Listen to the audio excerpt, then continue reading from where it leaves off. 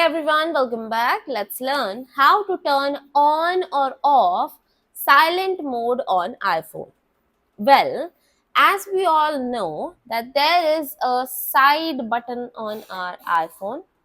Here it is. As you can see, this is actually the button which actually indicates silent mode or not.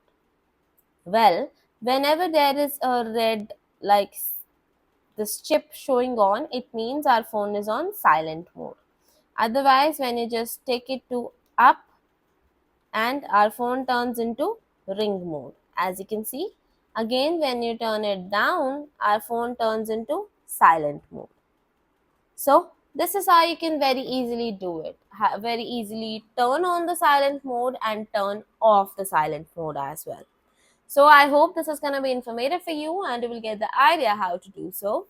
So thank you so much and may you all have a great day.